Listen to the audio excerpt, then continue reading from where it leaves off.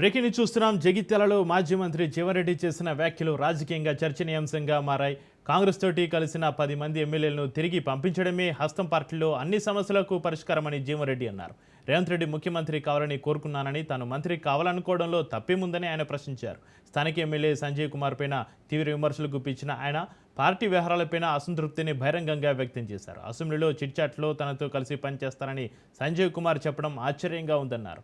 ఆయన ఏ పార్టీకి చెందినవాడో కూడా స్పష్టత లేదని విమర్శించారు. తాను 4 దశాబ్దాలుగా కాంగ్రెస్ పార్టీ కోసం పనిచేస్తానని, పార్టీని విడిచిపెట్టాల్సి వస్తుండడం తనకు బాధగా ఉంది అన్నారు. అయితే ఉగాది తర్వాత పార్టీ భవిష్యత్తుపైన నిర్ణయం తీసుకుంటానని సంకేతాలు ఇచ్చారు. అవసరమైతే పార్టీ మార్పుపై కూడా ఆలోచిస్తానని స్పష్టం చేశారు.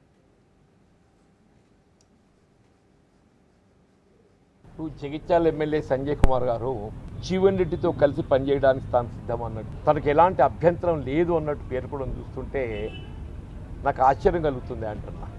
అసలు ముందు ఆయన ఏ పార్టీ అని తెలుసా అని అడుగుతున్నాయి. ఇప్పుడు స్పీకర్ గారు ఏదైతున్నదో జగిత్యాల ఎమ్మెల్యే సంజయ్ కుమార్ గారు పార్టీ ఫిరాయించలేదు, బీఆర్ఎస్ పార్టీలోనే కొనసాగుతున్నాడని చెప్పి స్పీకర్ గారు పేర్కొన్నారు. ఆయనేమో నాతో కలిసి పనిచేయడానికి నాకు ఆఫర్ ఇస్తాడు. అంటే నేను ఏ పార్టీలో ఉన్నాను అనుకుంటున్నాడో నాకు తెలియదు ఆయన. ఇంకా లేకుంటే జీవన్ రెడ్డి పార్టీ నుండి వెళ్ళిపోవాలని ఎవరు కోరుకుంటలేరు.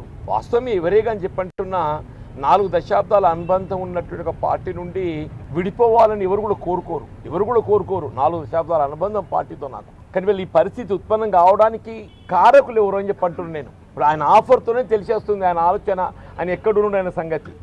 ఆయన ఆఫర్తోనే ఆయన నాకు ఆఫర్ ఇస్తున్నాడు కలిసి పనిచేయడానికి. ఆయన ఏ పార్టీ ఎక్కడున్నాడో ఆయనకే తెలియదు. స్పీకర్ గారేమో ఆయనే బీఆర్ఎస్ పార్టీలోనే కొనసాగుతున్నాడు, పార్టీ ఫిరాయించలేదంటాడు. ఆయన నాకు ఆఫర్ ఇస్తున్నాడు కలిసి పనిచేయడానికి తాను సిద్ధం అన్నట్టు, తనకు అభ్యంతరం లేదన్నట్టు అని చెప్పంటాడు.